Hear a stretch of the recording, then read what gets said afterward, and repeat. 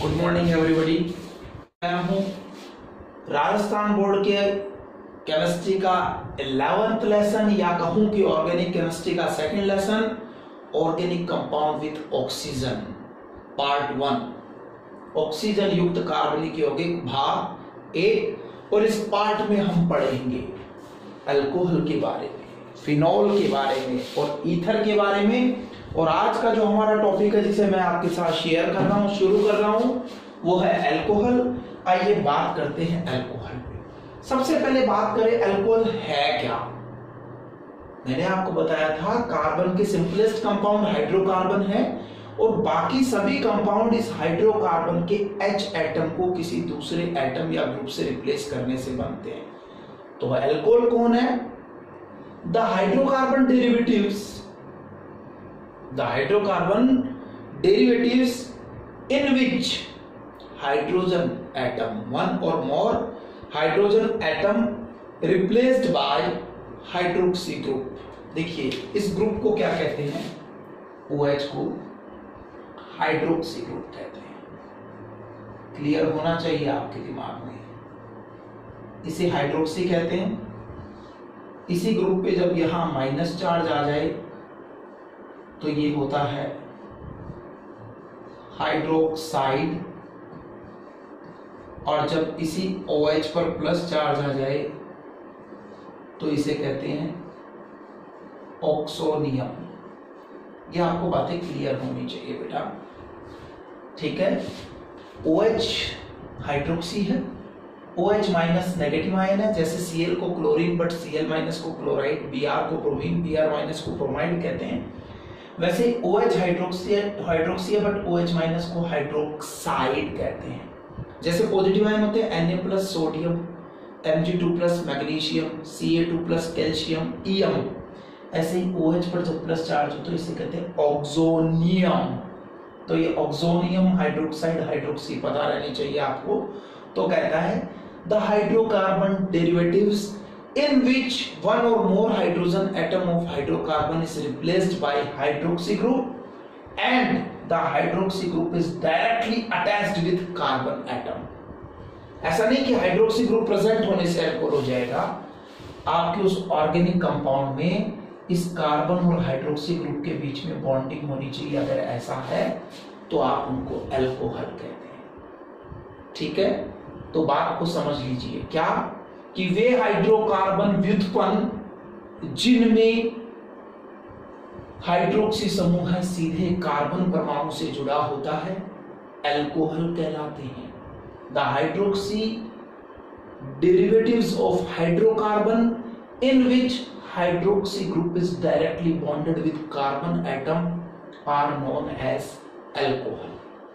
On the basis of number of hydroxy group, alcohol can be further classified as monohydric, which contains single OH group,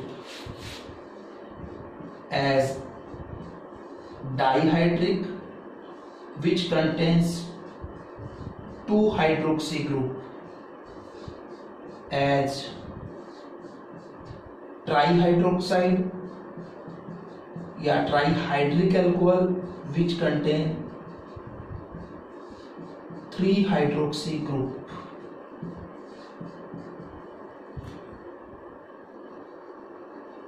okay, polyhydric which contain more than 3 hydroxy group are known as polyhydric alcohol, like this।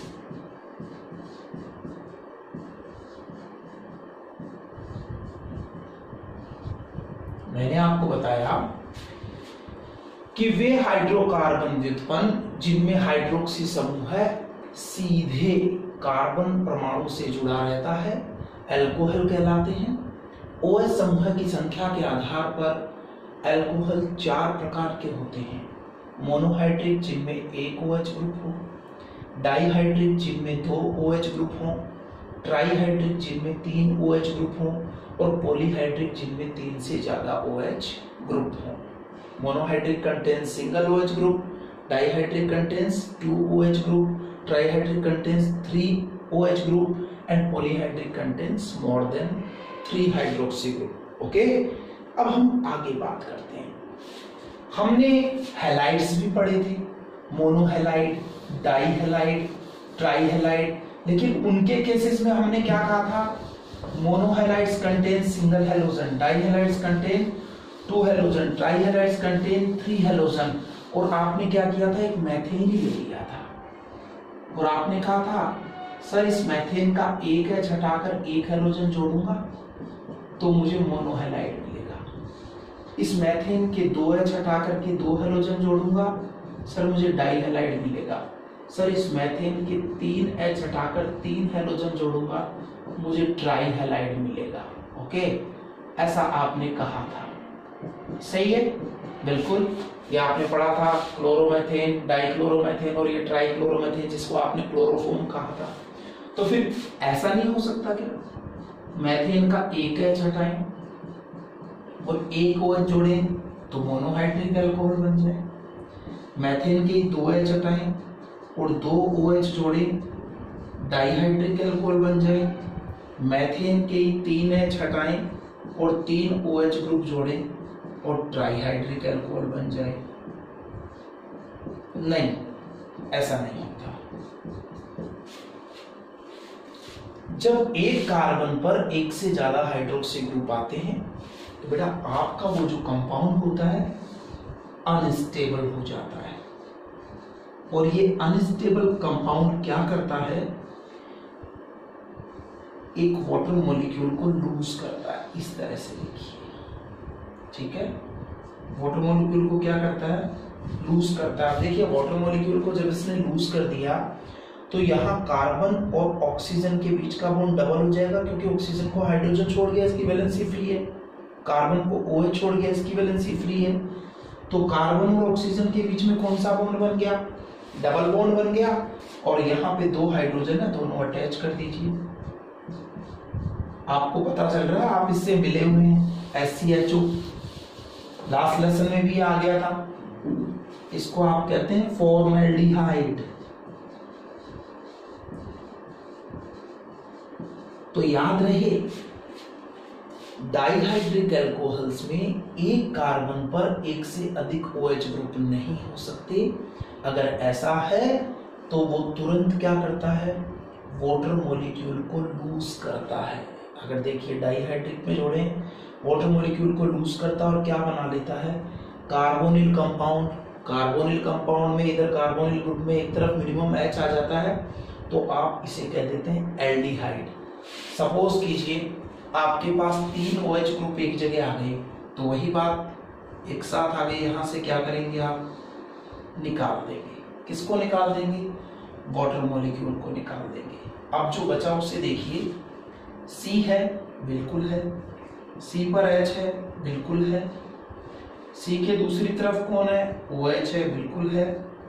यहां से O को H छोड़ गया और C को ये OH छोड़ गया, इन दोनों के बीच का बॉन्ड क्या हो जाएगा? डबल। SC-OH, ये ग्रुप C-OH कार्बोक्सिल ग्रुप होता है, आपने देखा है।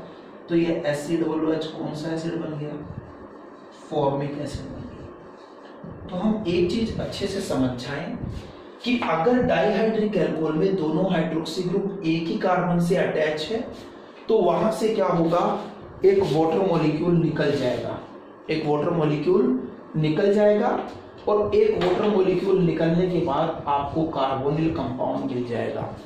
और अगर ट्राईहाइड्रिक में एक ही कार्बन पे आपने 3 OH जोड़ दिए तो भी एक वाटर मॉलिक्यूल निकल जाएगा और आपको कार्बोक्सिलिक एसिड मिल जाएगा। अब थोड़ा सा हम इसको और फर्दर देखते हैं। ये तो मैंने मैथेन से लेके देखा है ना, चलिए कोई और होता आपके पास।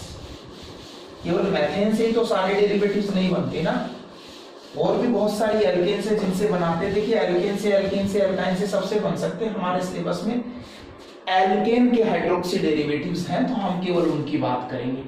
सपोज अब आपके पास ये 2 कार्बन है, ओके, दोनों कार्बन के बीच में सिंगल बॉन्ड है, ये कौन है आपके लिए? एथेन। आपके पास 3 कार्बन है, तीनों के बीच में सिंगल बॉन्ड है, ये प्रोपेन।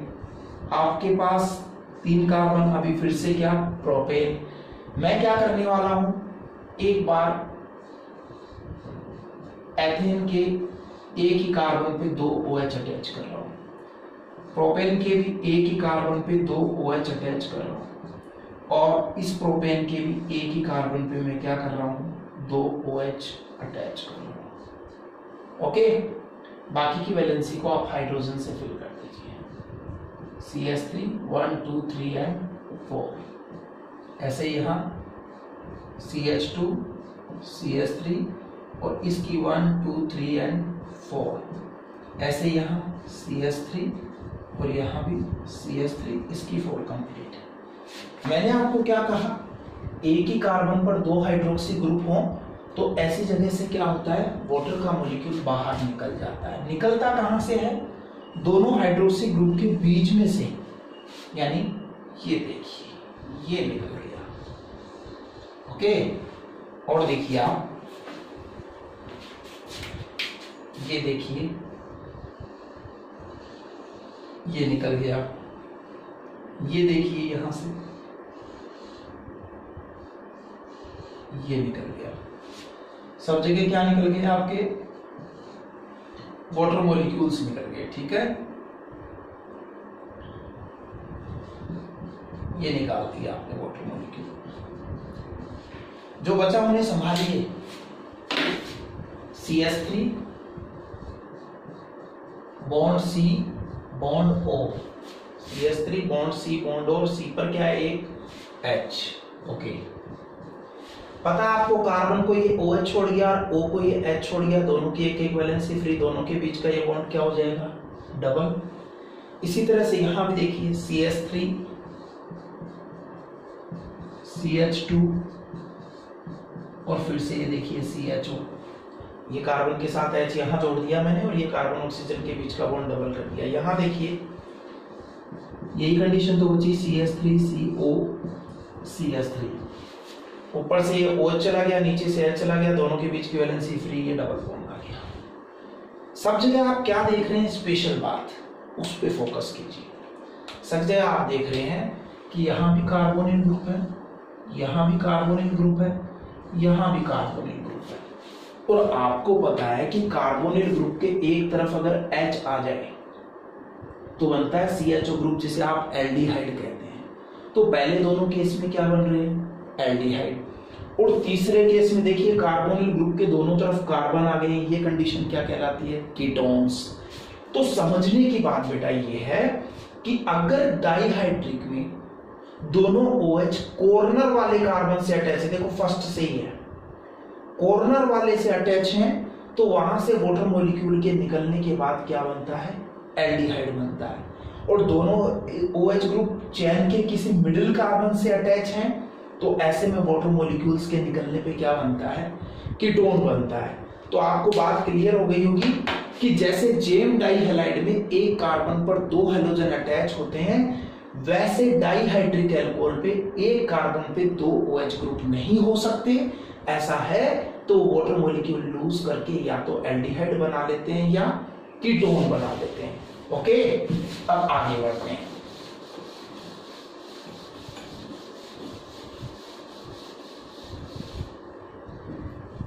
ठीक इसी तरह से ट्राइहाइड्रिक एल्कोहल की बात करी सर ने आपको, जैसे आपने हैलोफॉर्म पढ़े थे, उसमें क्या था, एक ही कार्बन पर क्या अटैच थे, आपके 3 हैलोजन अटैच थे, जैसे क्लोरोफॉर्म CHCl3। तो अगर यहां एक कार्बन पर 3 OH आ गए, देखिए ये कंडीशन आप,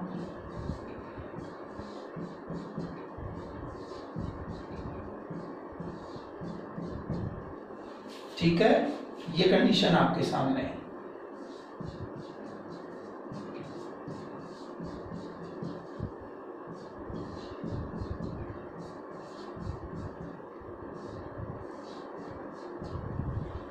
तो ये तो हो ही नहीं सकता, कार्बन की वैलेंसी कितनी हो गई, 5, तो इसकी तो बात ही क्यों करें।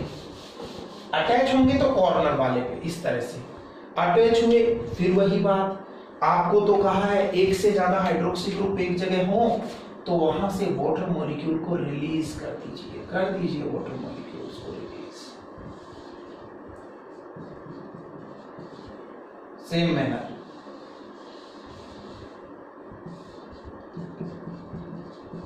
ठीक है। क्या देख रहे हैं आप, क्या मिला आपको, H bond C bond O, यही तो है। ऊपर C पे कौन है, OH, नीचे देखिए CH3 bond C bond O, ऊपर C पे कौन है, OH। वही बात, दोनों की एक एक वैलेंसी क्या हो गई, कम, ऑक्सीजन की 2 है तो 1 रह गई, कार्बन की 4 है तो 3 रह गई, तो इस जगह क्या बन जाएगा आपका डबल बॉन्ड। और अब आपको नजर आ रहा है जहां पे कार्बोक्सिल ग्रुप होते हैं ना, उनको क्या कहते हैं, एसिड्स कहते हैं, कार्बोक्सिलिक एसिड। तो ट्राईहाइड्रिक में अगर एक ही कार्बन पर 3 OH है तो वहां से भी एक वाटर मॉलिक्यूल निकलता है, लेकिन डाईहाइड्रिक की तरह वहां एल्डिहाइड या कीटोन नहीं बनते, बल्कि कार्बोक्सिलिक एसिड बनते हैं। HCOOH को सभी जानते हैं, जैसे ये बन गया फॉर्मिक एसिड, और CH3COOH को आप जानते हैं एसिटिक एसिड। तो ये डिपेंड करेगा कितने कार्बन का आप ट्राईहाइड्राइड लेकर के बात, ट्राईहाइड्रिक एल्कोहल लेके बात कर रहे हैं।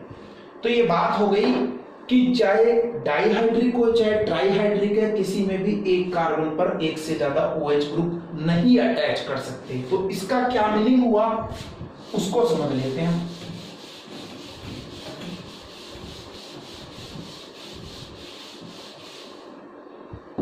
चलिए उसको समझते हैं। इसका मीनिंग क्या हुआ, इसका मीनिंग ये हुआ कि अगर आपको डाईहाइड्रिक एल्कोहल बनाना है और 2 OH ग्रुप लाने हैं तो आपको मिनिमम कितने कार्बन लेने पड़ेंगे, 2 कार्बन लेने पड़ेंगे, क्योंकि एक कार्बन पर 2 हाइड्रोक्सी ग्रुप नहीं रह सकते।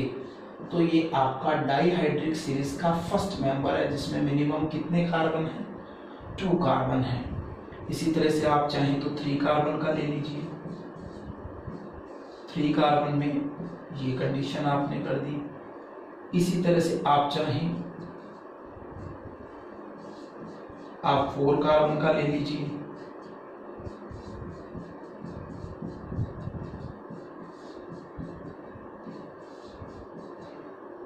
ठीक है।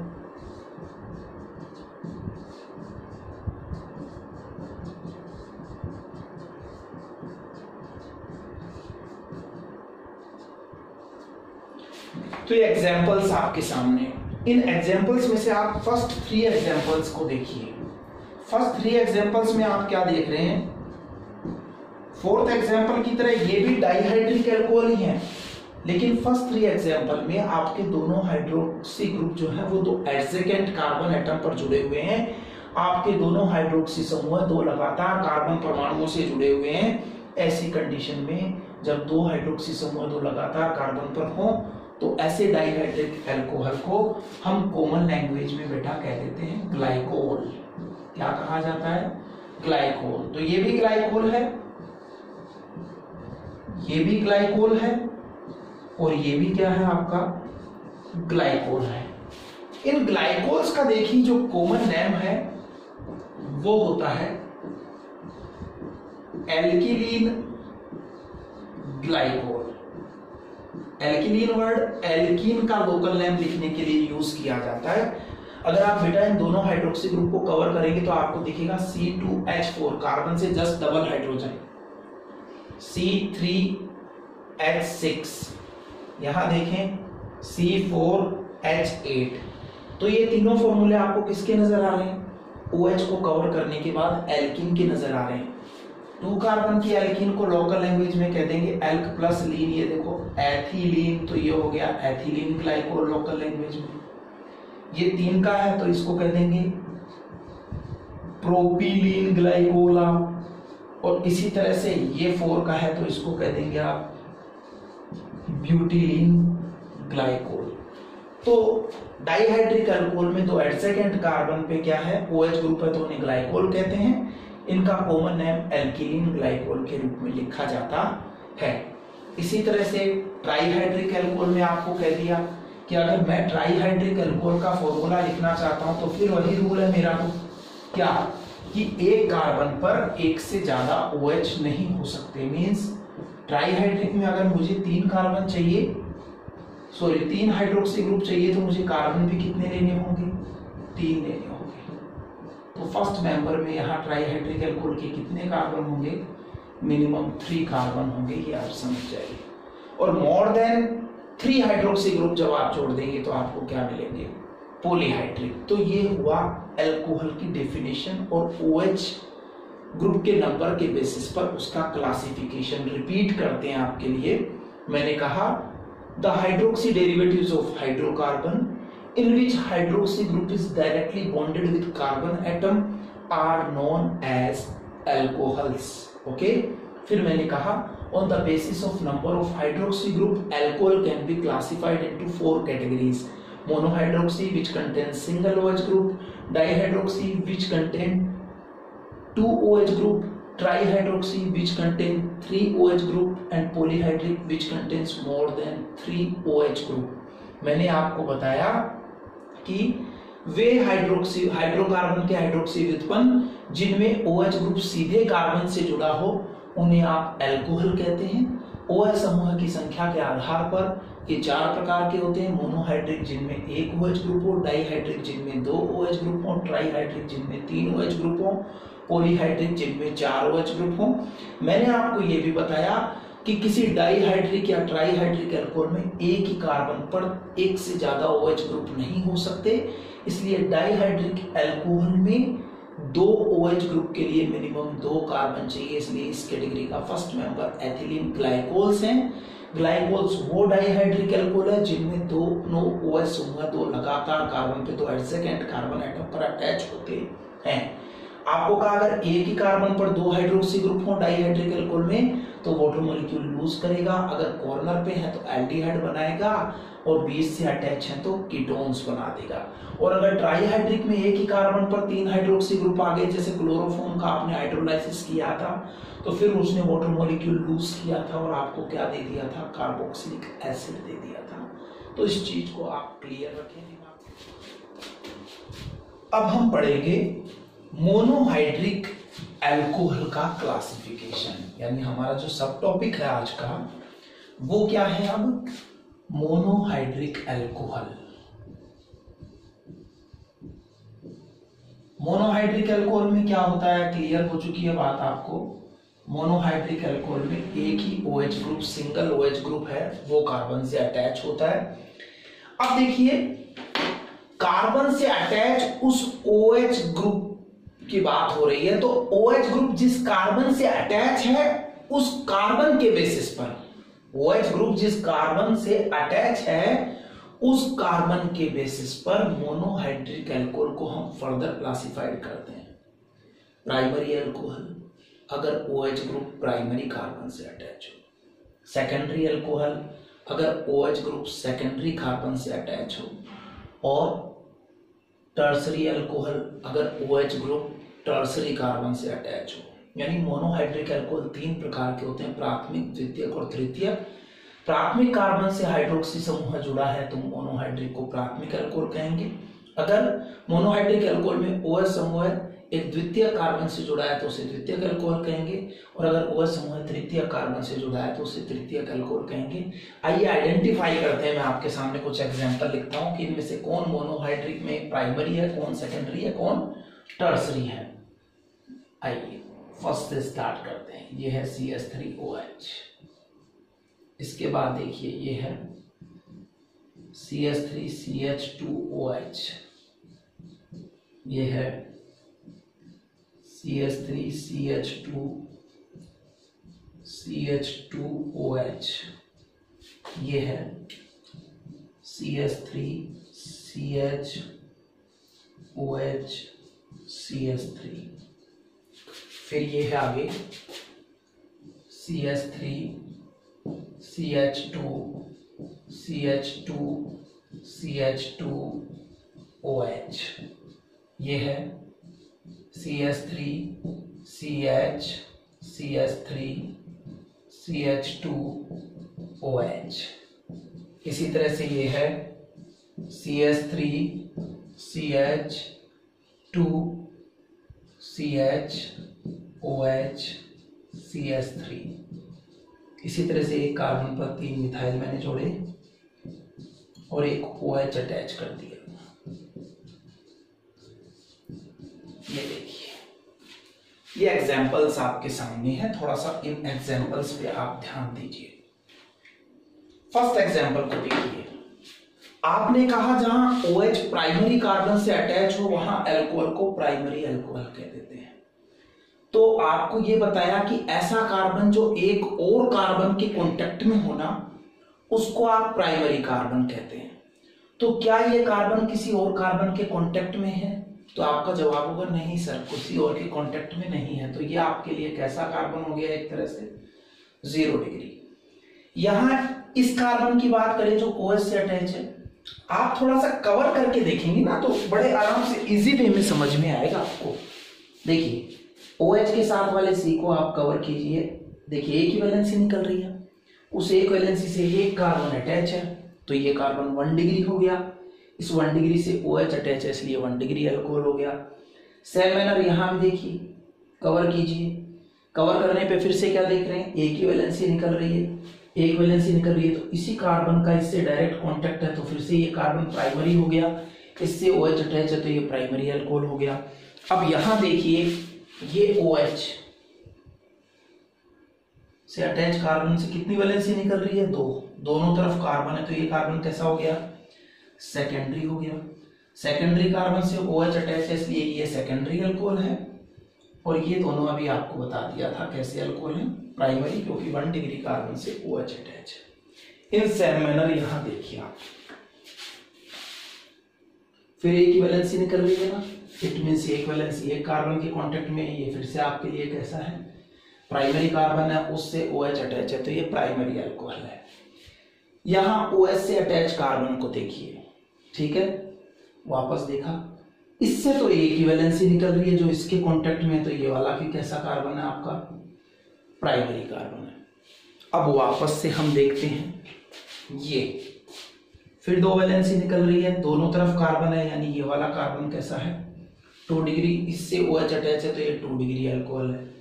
और यहां देखिए आप 1 2 3, इट मीन्स ये 3 डिग्री कार्बन और इससे OH अटैच है, तो ये क्या आपका? 3 डिग्री अल्कोहल है। तो क्लासिफिकेशन आप समझ गए होंगे। मोनोहाइड्रिक अल्कोहल में क्या होता है? अगर OH ग्रुप प्राइमरी कार्बन से अटैच होता है तो उन्हें प्राइमरी अल्कोहल कहते हैं, सेकेंडरी से अटैच होता है तो उन्हें सेकेंडरी अल्कोहल कहते हैं, टर्सरी कार्बन से अटैच होता है तो उन्हें टर्सरी या तृतीयक अल्कोहल 3 डिग्री अल्कोहल कह देते हैं। मिथाइल अल्कोहल अपने आप में एक 0 डिग्री अल्कोहल है जो प्राइमरी अल्कोहल से सिमिलरिटीज दिखाता है, इसलिए इसको प्राइमरी अल्कोहल के साथ हम पढ़ लेते हैं, प्रॉपर्टीज भी इसकी उसके साथ सिमिलरिटीज होती है। ओके,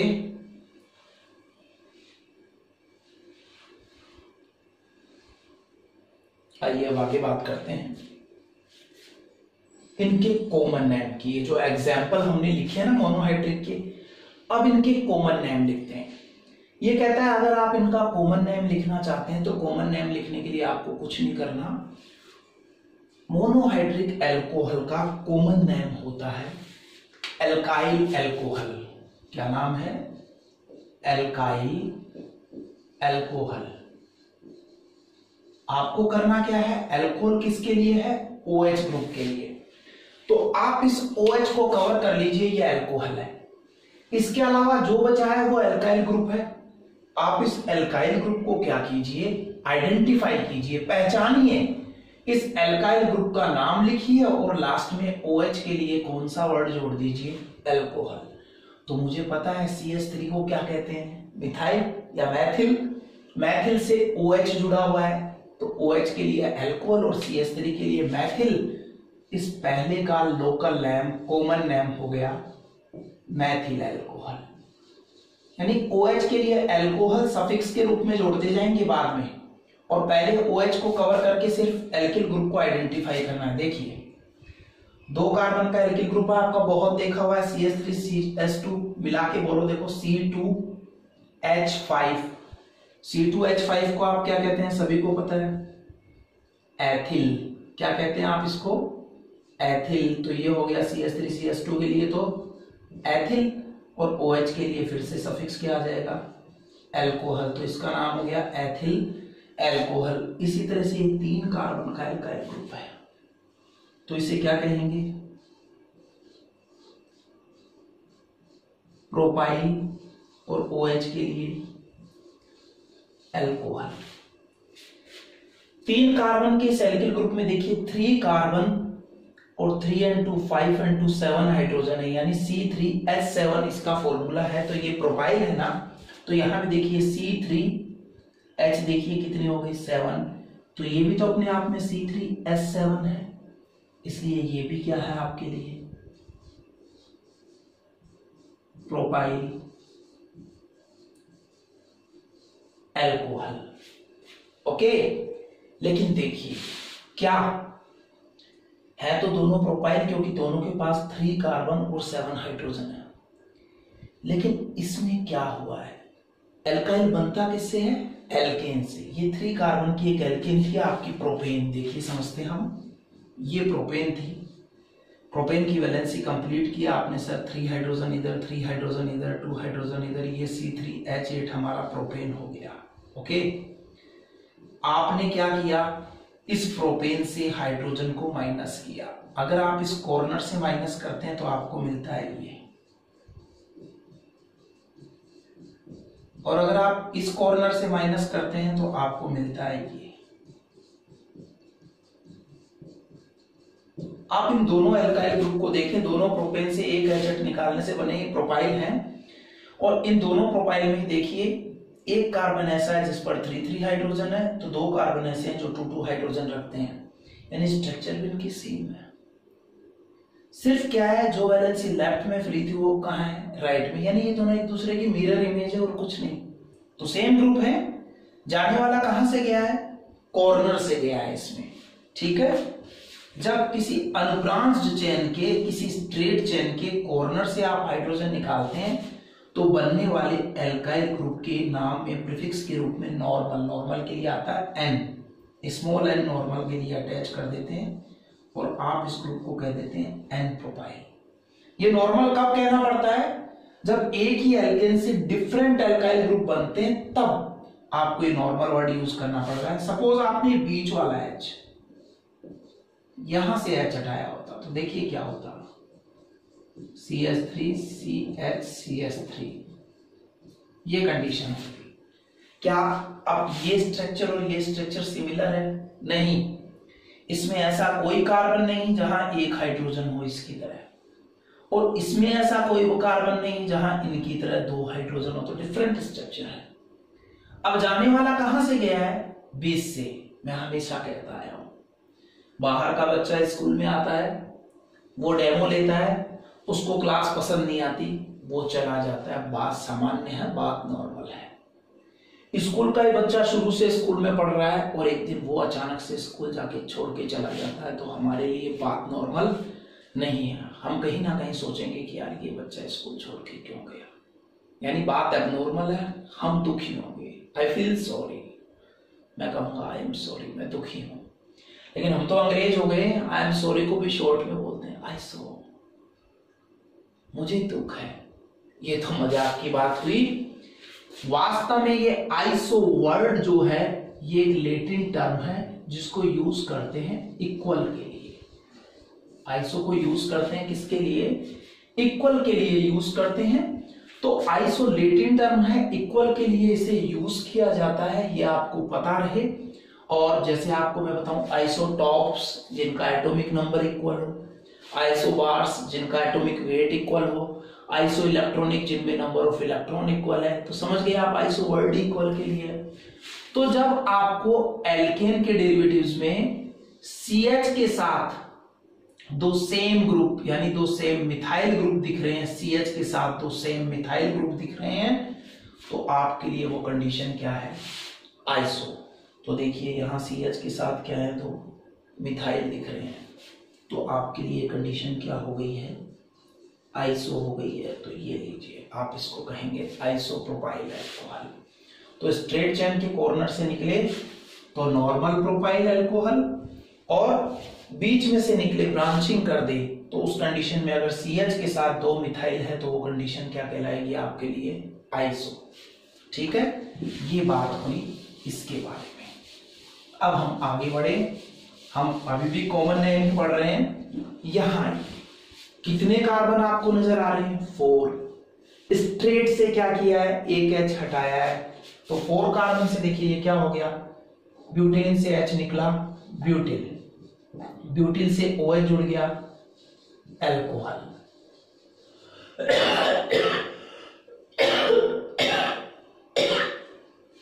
यहां देखें फिर से कितने कार्बन हैं,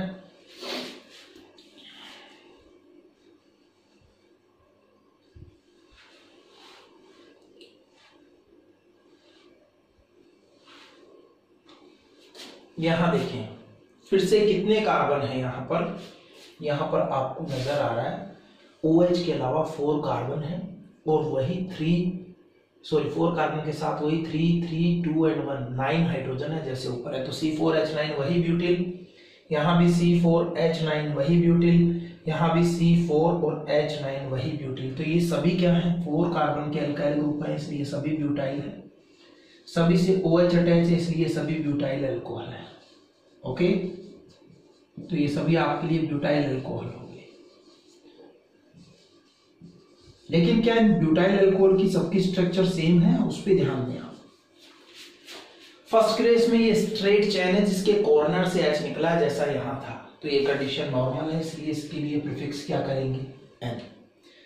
सेकंड केस में हम देख रहे हैं यहां CH के साथ हमें 2 मिथाइल, ये कंडीशन देखने को मिल रही है। इस कंडीशन को मैंने क्या नाम दिया था, आइसो, इसलिए इसका नाम क्या हो गया, आइसोब्यूटाइल अल्कोहल। यहां आइए, यहां भी CH है, उसके साथ OH अटैच है, कॉर्नर पर नहीं है, OH बीच में है। तो जब कॉर्नर पे नहीं है तो नॉर्मल नहीं है, तो देखिए क्या आइसो के लिए कंडीशन थी CH पे 2 मिथाइल हो। यहाँ CH के एक तरफ मिथाइल और एक तरफ 2 कार्बन का इथाइल है, यानी तो डिफरेंट अल्काइल ग्रुप है, तो आप इसको आइसो नहीं कह सकते। तो जब नॉर्मल है नहीं, आइसो कह नहीं सकते, तो फिर नोमेनक्लेचर करते टाइम ये देखें कि OH जिस कार्बन से जुड़ा है उस कार्बन की नेचर क्या है, वो प्राइमरी है, सेकेंडरी है या टर्सरी है, उसके बेसिस पे इसको नाम दीजिए। तो यहाँ OH से अटैच कार्बन आप देख रहे हैं 2 कार्बन के कांटेक्ट में, यानी एक सेकेंडरी कार्बन है, और सेकेंडरी का फर्स्ट लेटर क्या होता है, S, इसलिए इस एल्काइल ग्रुप को बोल देंगे S ब्यूटाइल। यानी जब CH के एक तरफ मिथाइल एक तरफ इथाइल जोड़ते हैं तो कौन सा ग्रुप बन जाता है, S ब्यूटाइल। तो ये सेकेंडरी ब्यूटाइल अल्कोहल हो गया क्योंकि इसमें OH ग्रुप एक सेकेंडरी कार्बन से अटैच है। अब वापस लास्ट वाली कंडीशन को देखिए। लास्ट वाली कंडीशन में C पे 2 मिथाइल तो दिख रहे हैं सेम, हमें कोई नहीं, 2 भी नहीं 3 है, लेकिन C पर H नहीं है। हम कह रहे हैं CH के साथ 2 मिथाइल हो सैचुरेटेड चेन में, तो ऐसी कंडीशन नहीं है, तो इसका मतलब ये आइसो नहीं है। आइसो नहीं है तो ये कार्बन कैसा है जिससे OH अटैच है, टर्सरी है। टर्सरी का फर्स्ट लेटर क्या है, T है, इसलिए इसका नाम हो गया tertiary butyl alcohol, T butyl alcohol. ये क्या हो गया, इसका कॉमन नेम हो गया।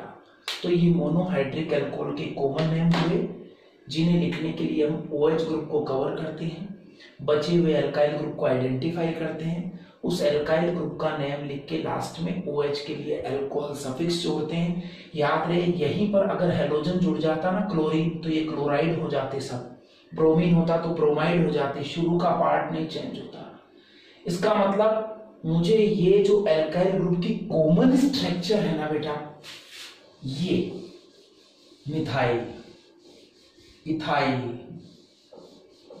Normal propyl, isopropyl, tertiary butyl, secondary butyl, isobutyl, n butyl, ये लर्न कर लेनी चाहिए मुझे।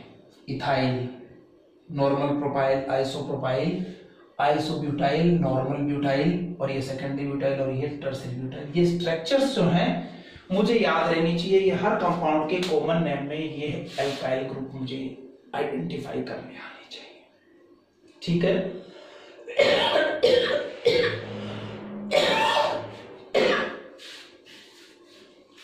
अब मैं आपको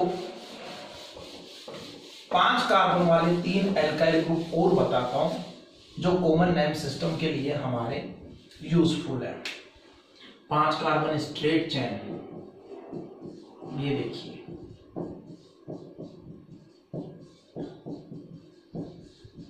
पांच कार्बन की स्ट्रेट चेन वाली सैचुरेटेड एल्केन को IUPAC में आप कहते हैं पेंटेन कॉमन लैंग्वेज में भी इसको पेंटेन ही कह देते हैं। अगर इसी का एक कार्बन सेकंड पे लटका दिया जाए इस तरह से,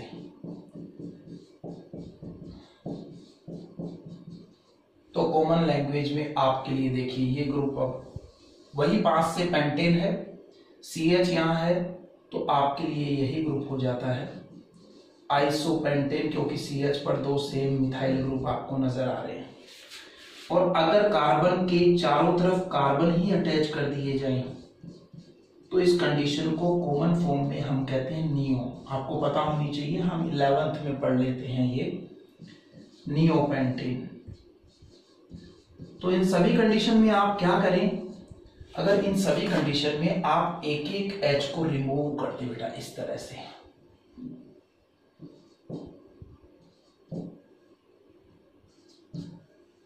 तो पेंटेन से एक एक H निकल गई है, इसलिए ये सब क्या हो जाएंगे अब पेंटिल। भाई किसी की बॉडी का एक ऑर्गन निकाल दें तो वो इल हो जाता है, तो ये भी एल्केन से क्या हो जाएंगे एल्किल। तो पेंटिल, पेंटिल और पेंटिल, हटाने वाला स्ट्रेट चेन के कॉर्नर से गया इसलिए ये नॉर्मल पेंटिल, ब्रांचिंग में से गया है लेकिन CH पे 2 मिथाइल है आइसोपेंटिल, और चारों तरफ के सराउंडेड कार्बन में से किसी एक कार्बन का H हटाया तो ये नियोपेंटिल।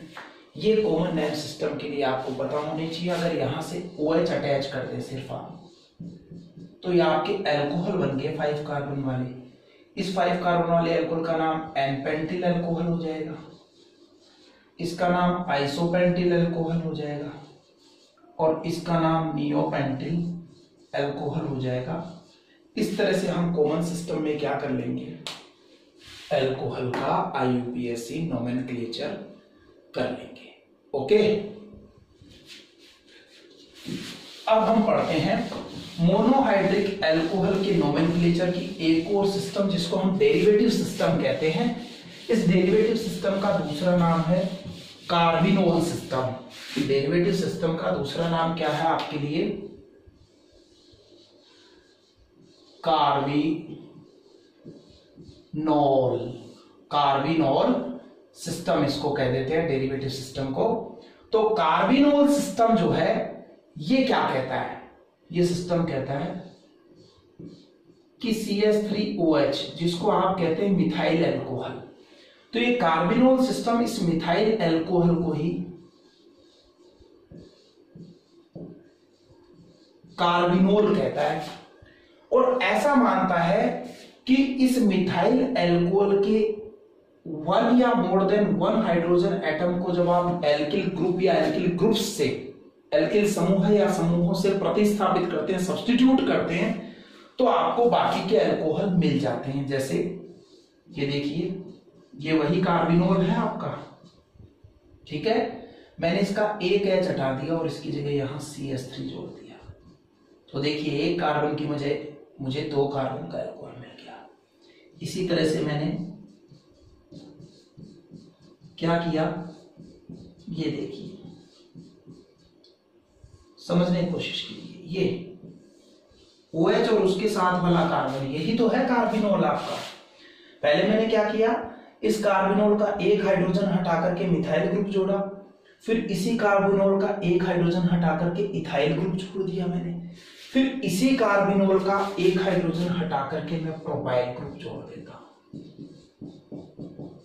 इस तरह से देखिए,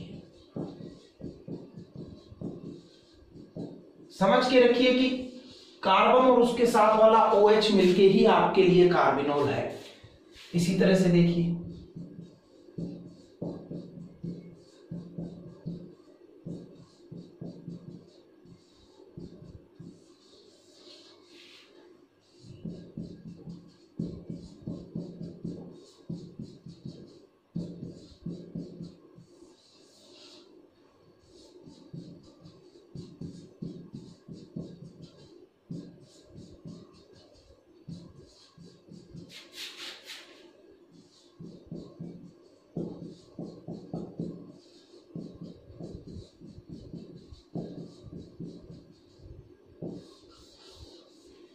ओके, चलिए इन सबको देखते हैं। बात हो रही है कार्बोनोल सिस्टम की, और सर ने बता दिया है कि मिथाइल अल्कोहल को ही कहते हैं कार्बिनोल।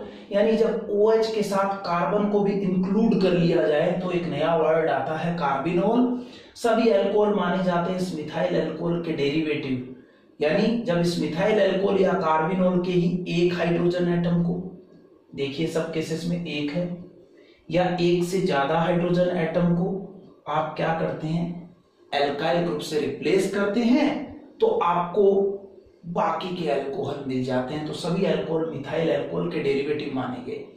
तो इस सिस्टम में नोमेनक्लेचर करने के लिए क्या करना है, मिथाइल अल्कोहल को कार्बिनोल कहिए, बाकी अल्कोहल का नाम करने के लिए आप OH के साथ वाले कार्बन को कवर कीजिए। कर लिया। अब देखिए कवर करने के बाद क्या बचा, तो आपको दिख रहा है सिर्फ मिथाइल बचा। तो जो बचा उस एल्काइल ग्रुप को आइडेंटिफाई कीजिए, उसका नाम लिखिए, और लास्ट में जो आपने कवर कर रखा है वो तो कार्बिनोल है, कार्बन प्लस OH, तो इसका नाम हो गया मिथाइल, और मेरे हाथ के नीचे क्या था, कार्बिनोल, तो इसका नाम क्या हो जाएगा, मिथाइल कार्बिनोल। आपके कॉमन सिस्टम में ये इथाइल अल्कोहल था, लेकिन अभी कार्बन OH को कवर कर लिया कार्बिनोल सिस्टम में, तो ये मिथाइल ही बचा, तो मिथाइल, और जिसको मैंने बंद कर रखा है ना आपके सामने इस तरह से, ये कार्बिनोल है ना। तो फिर देखिए ना यहाँ पर ये लीजिए, फिर एक वैलेंसी निकल रही है, ये C2H5 कौन, इथाइल, नीचे क्या था हाथ के, कार्बिनोल, नाम क्या हो जाएगा, इथाइल कार्बिनोल। ठीक है, आगे आइए, फिर से देखेंगे हम, मेरे हाथ के नीचे कवर करके एक ही वैलेंसी निकल रही है, एक वैलेंसी में 3 कार्बन का ये ग्रुप है, कौन है, प्रोपिल। प्रोपिल के साथ क्या है, कार्बिनोल। नेम हो जाएगा आपके लिए क्या, प्रोपिल कार्बिनोल। यहां पे देखिए इसको कवर किया, देखिए वापस मेरे हाथ से एक वैलेंसी निकल रही बेटा, यानी ये पूरा एक ग्रुप है, इसमें 3 कार्बन से, यानी ये भी प्रोपाइल है, पर यहाँ CH के साथ 2 मिथाइल, इसलिए कौन सा प्रोपाइल है, आइसोप्रोपाइल है, इसलिए इसका नेम कैसे लिखेंगे आप, आइसोप्रोपाइल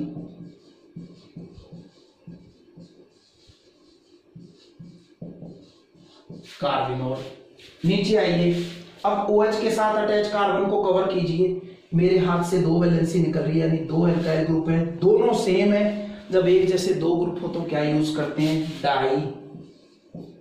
कौन है दोनों सेम, मिथाइल, और जिसको मैंने हाथ से कवर किया था वो कौन था, वही कार्बन प्लस OH, कार्बिनोल, तो नाम हो गया डाई मिथाइल कार्बिनोल। अब OH के साथ वाले कार्बन को अटैच कीजिए, देखिए 3 वैलेंसी निकल रही है मेरे हाथ से, 1 2 3, तो 3 ग्रुप हैं, तीनों मिथाइल है, एक जैसे 3 के लिए ट्राई मिथाइल, जिसको मैंने कवर किया, देखिए ये कौन है, ये कार्बिनोल, तो नाम हो गया tri methyl carbinol. Okay, and the last one, CH और OH कवर कर लिया, मेरे हाथ से 2 वैलेंसी निकल रही है, इधर कौन है, मिथाइल, और इधर कौन है, C2H5 इथाइल। जब 2 डिफरेंट एल्काइल ग्रुप हैं तो नोमेनक्लेचर का सिस्टम है कि साहब उनको ABCD के ऑर्डर में अरेंज कीजिए, पहले उसे लिखिए जो ABCD में पहले आता है। तो पहले राइट साइड वाले को इथाइल, इसको लिखा, फिर इधर वाले का नाम मिथाइल, फिर आपको पता है जिसको मैंने कवर किया वो कौन, कार्बिनोल। तो इस तरह से कार्बिनोल सिस्टम से हम क्या कर सकते हैं, जिसको डेरिवेटिव सिस्टम भी कहा जाता है, अल्कोहल्स का नोमेनक्लेचर करते हैं। बता दिया, मिथाइल अल्कोहल को कार्बिनोल कहते हैं। इसी के 1 और मोर हाइड्रोजन एटम को जब रिप्लेस करते हैं अल्काइल ग्रुप से तो बाकी अल्कोहल मिलते हैं। नोमेनक्लेचर के लिए कार्बन और OH को कवर कर लेते हैं, बाकी अल्काइल ग्रुप को आइडेंटिफाई करते हैं, उनका नेम लिखते हैं और लास्ट में कार्बिनोल सफिक्स जोड़ते हैं। और इस तरह से मोनोहाइड्रिक अल्कोहल का कार्बिनोल सिस्टम में नोमेनक्लेचर होता है। तो आज मोनोहाइड्रिक अल्कोहल का 2 से नोमेनक्लेचर पढ़ लिया आपने, कॉमन सिस्टम, कार्बिनोल सिस्टम। अब नेक्स्ट क्लास जो हमारी है, हम पढ़ेंगे मोनोहाइड्रिक अल्कोहल का IUPAC नोमेनक्लेचर। मोनोहाइड्रिक अल्कोहल में आइसोमेरिज्म और साथ में डाईहाइड्रिक और डाईहाइड्रिक एल्कोहल का भी आईयूपीएसी नोमेनक्लेचर पढ़ेंगे। डाईहाइड्रिक का अगर ग्लाइकोल थे तो कॉमन नेम मैंने बता दिया था, आज आपको एल्किलीन ग्लाइकोल होता है। तो आज के लिए इतना ही।